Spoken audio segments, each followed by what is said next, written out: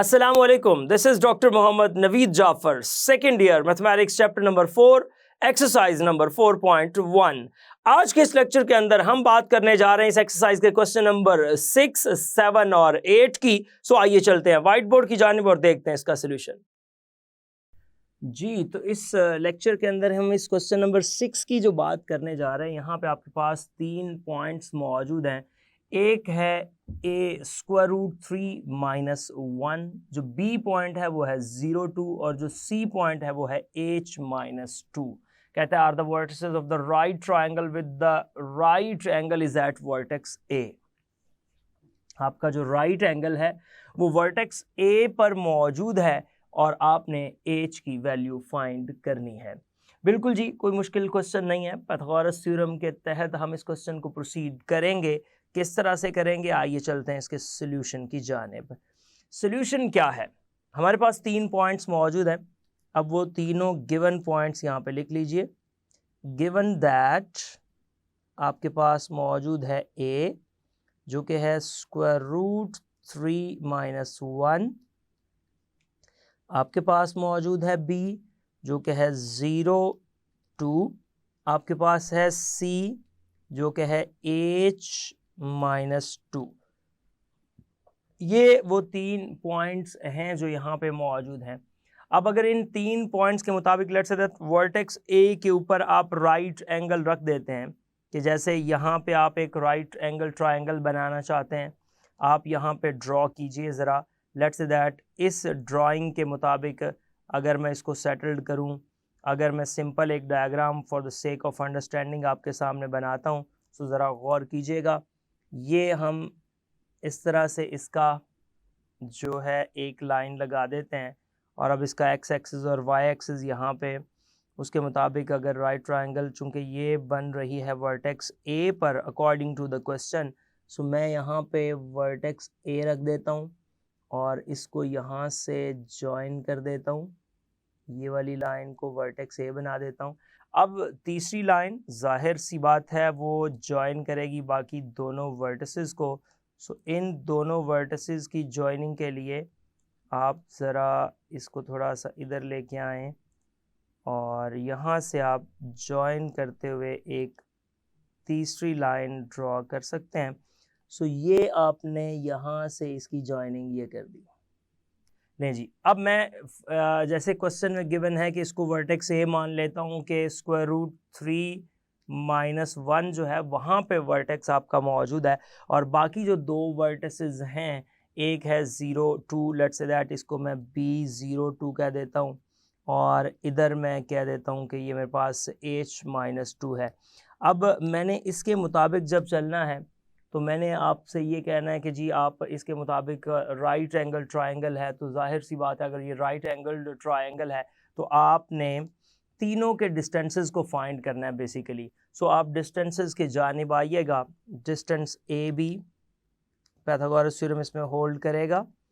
ए से लेके बी तक का जो डिस्टेंस है वो आपके पास बन रहा है √3 - 0², ये आ गया, प्लस ये आ रहा है -1 - 2², ये बन जाएगा √3² प्लस -3², इसका स्क्वायर रूट, ये आ जाएगा 3 + 9, ये बन गया।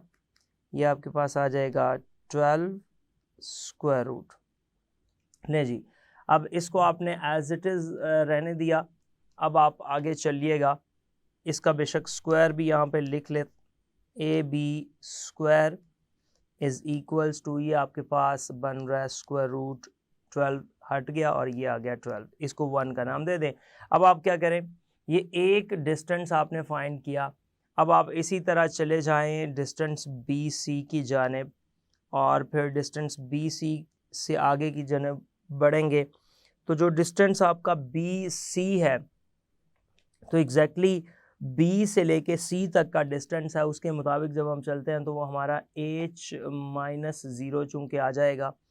h - 0², एक में 0 है एक में h है x कोऑर्डिनेट में, और फिर आप जब इसका y कोऑर्डिनेट्स का डिफरेंस करते हैं तो -2 स्क्वायर, तो ये आ जाएगा -2 स्क्वायर और ऊपर इसका स्क्वायर रूट।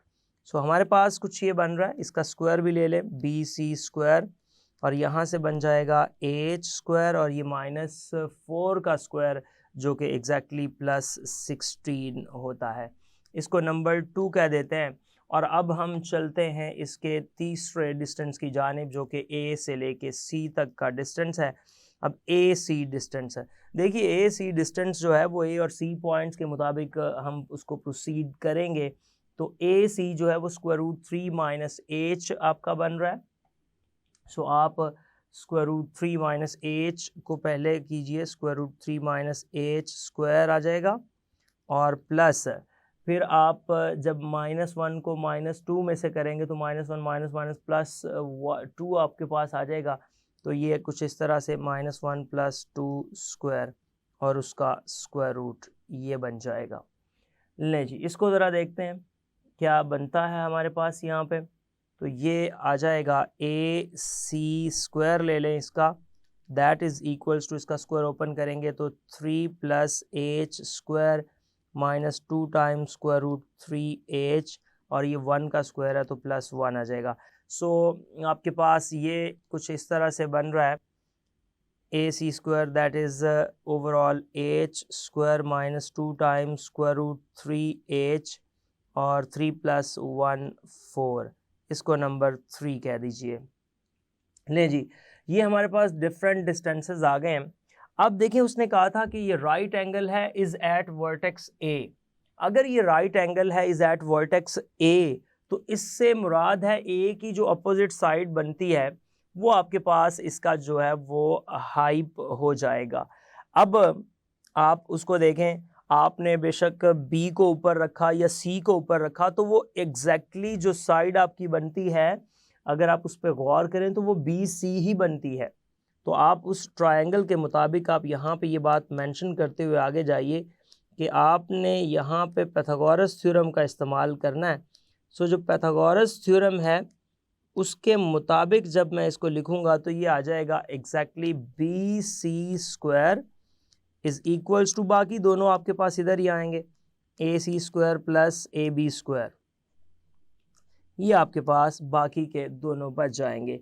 अच्छा, अब इसके मुताबिक जब आप वैल्यूज़ पुट करते हैं तो BC का जो स्क्वायर अभी आपने बनाया वो बना था H स्क्वायर प्लस 16 जो पहले आपने इससे लिखा, और यहाँ पे जो दूसरे दोनों के दोनों डिस्टेंसेस हैं, एक 12 है और एक आपके पास था H square -2 times square root 3H + 4 जो अभी ऊपर आपने यहाँ पे मेंशन किया। अच्छा, यहाँ से आप देखेंगे ये 4 और 12 दोनों मिला के 16 और ये 16 से कैंसिल हो जाएंगे इस तरह से, ये दोनों और वो टर्म, तो ये आ जाएगा H स्क्वायर, और इसको आप H स्क्वायर को H स्क्वायर से भी कैंसिल कर सकते हैं, ये इस साइड पे लेके आए, H स्क्वायर और +2 times square root 3H is equals to 0, ये भी कैंसिल हो गया। तो यहाँ से जो वैल्यू सिर्फ बच रही है वो आपकी बच रही है 2 times square root 3H is equals to 0, जहाँ से पता चला कि आपका H जो है वो एग्जैक्टली 0 के इक्वल आ गया, और यही वैल्यू हम इस पर्टिकुलर क्वेश्चन के अंदर फाइंड करना चाहते थे। अब हम मूव करते हैं अपने नेक्स्ट क्वेश्चन जो कि क्वेश्चन नंबर 7 है, उसकी स्टेटमेंट आपके सामने लेके आता हूँ और फिर हम इसको प्रोसीड करते हैं। जी, तो ये क्वेश्चन नंबर 7 की स्टेटमेंट आप देख रहे हैं। अब क्वेश्चन नंबर 7 के सोल्यूशन में करना क्या है, देखिए इसमें वो ये कहता है find H such that -1 HB 3 2 and C 7 3 are collinear. So सबसे पहले तो हमें ये समझने की ज़रूरत है कि कोलिनियर पॉइंट्स होते क्या हैं, फिर उसके बाद हमें ये समझने की ज़रूरत है कि कोलिनियरिटी की कंडीशन क्या है, कौन सी ऐसी कंडीशन है जिसकी बेस पे हम ये कह सकते हैं कि ये कोलिनियर हैं, तो ये कंडीशन लगाने से हम इसमें से H की वैल्यू को फाइंड कर सकते हैं। सो देखिए जो कोलिनियर पॉइंट्स होते हैं ना, कोलिनियर पॉइंट्स वो होते हैं जो एक ही लाइन पर लाई करते हैं। सो आपने ये साबित करना है कि ये पॉइंट्स कोलिनियर हैं, और ये बात गिवन है कि ये पॉइंट्स कोलिनियर, आपने इसमें से H की वैल्यू फाइंड करनी है। तो वो कंडीशन लिखते हुए हम आगे की जानिब जाएंगे, लेकिन पहले इन तीनों पॉइंट्स को लिखिएगा आपके पास जो गिवन मौजूद है। सो आप यहाँ पे बता दें कि हमारे पास जो पॉइंट्स मौजूद हैं उसमें एक पॉइंट है -1 एंड H, एक पॉइंट जो हमारे पास मौजूद है वो है 3 and 2, और एक पॉइंट जो C है वो है 7 and 3. So -1H, 3, 2, 7, 3 are the given points. अब आपने यहाँ पे ये बात करते हुए आगे मूव करना है कि जो पॉइंट्स अगर कोलिनियर हों, सो आप ये बात बताइए, if the points are collinear, ये बात कंडीशन में मेंशन करें और फिर आगे चलें। अगर आपके पास कोई पॉइंट्स जो हैं वो कोलिनियर हो जाएं तो उससे ये मुराद होती है कि आप क्या करेंगे, देन ये एक डिटर्मिनेंट है x1 y1 1, x2 y2 1, x3 y3 1। इस डिटर्मिनेंट को ज़ीरो के इक्वल रख लें, और अगर कोलिनियर का पूछे कि प्रूव करें तो आप इस डिटर्मिनेंट को ज़ीरो के इक्वल प्रूव कर दिया करें। सो यहाँ से वैल्यूज़ पुट करें, -1 H1 3 2 1 और 7 3 1, that determinant is equals to 0। नहीं जी, अब आपने किसी भी एक रो या कॉलम से इसको एक्सपैंड कर देना है और देखना है। सो फर्स्ट रो से ही हम एक्सपैंड कर देते हैं। यहाँ पे ये बात लिखिए, एक्सपेंडिंग बाय रो 1। जब आप रो 1 से एक्सपैंड करेंगे तो देखिए यहाँ पे -1 से जब एक्सपेंशन करते हैं तो ये रो छोड़ दें, ये कॉलम छोड़ दें, तो ये आपके पास आएगा 2 1 3 1। -H से आप एक्सपैंड करेंगे तो H से एक्सपैंड करने पे ये रो और ये कॉलम छोड़ेंगे तो ये आ जाएगा 3 1 7 1। उसके बाद +1 से अगर आप एक्सपैंड करते हैं तो ये आ जाएगा 3 2 7 3, और इसको आपने 0 से इक्वेट कर देना है। आगे मूव करते हैं और बात करते हैं यहाँ पे -1 के साथ मेरे पास क्या आ रहा है, 2 3, और -H के साथ ये आ रहा है 3 7, +1 के साथ ये आ रहा है 9 14 इज इक्वल्स टू 0। सो यहाँ पे ये आ जाएगा -1 इंटू -1 -H इंटू -4 +1 इंटू ये, जब आप इसको करते हैं 9 14 तो आपके पास एग्जैक्टली -5 ही बचता है। सो ये -5 आ जाएगा इज इक्वल्स टू 0। ये आ जाएगा 1 + 4H और ये -5 इज इक्वल्स टू 0। लें जी, यहाँ से प्रोसीड करते हुए जब आप आगे बढ़ रहे हैं तो ये आ जाएगा 4H - 4 इज इक्वल्स टू 0, और 4H इज इक्वल्स टू 4 और H इज इक्वल्स टू 1। लें जी, आप H की वैल्यू को कैलकुलेट करना चाहते थे तो H की वैल्यू आपके सामने मौजूद है। H आपने इस पर्टिकुलर सिनेरियो के अंदर यहाँ पे कैलकुलेट करके दे दिया। सो अब हम मूव करेंगे अपने क्वेश्चन नंबर 8 की जानिब। बहुत ही एक इंटरेस्टिंग क्वेश्चन है कि आपके पास ends of the diameter given है, आपने वहाँ से उसका मिड पॉइंट और सेंटर जो है वो फाइंड करना है। सो स्टेटमेंट की जानिब चलते हैं। तो क्वेश्चन नंबर 8 आपका ये कहता है कि अगर आपके पास -5 एंड -2 जो और 5 और -4 जो हैं ends of the diameter of the circle हैं, तो आपने फाइंड करना है वहाँ से जो आपके पास सेंटर और रेडियस है। सो एग्जैक्टली जी, हम सेंटर और रेडियस की जानिब जाएंगे, उसको फाइंड करेंगे और उसी को प्रोसीड करेंगे। सो किस तरह से प्रोसीड करेंगे ज़रा गौर कीजिएगा। आप सॉल्यूशन के अंदर आइए और ये बात मेंशन कर दीजिए कि गिवन क्या है। सो गिवन दैट, आप अगर देखें एक पॉइंट A मौजूद है -5 एंड -2, और एक पॉइंट B मौजूद है 5 एंड -4। सो ये दोनों पॉइंट्स आपके पास मौजूद है। अब आप चाहते हैं इसका सेंटर और रेडियस।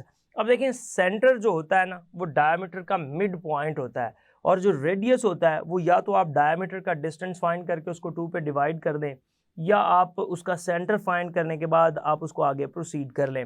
अब ये बात यहाँ पे मेंशन करते हुए जाइए कि एज सेंटर ऑफ सर्कल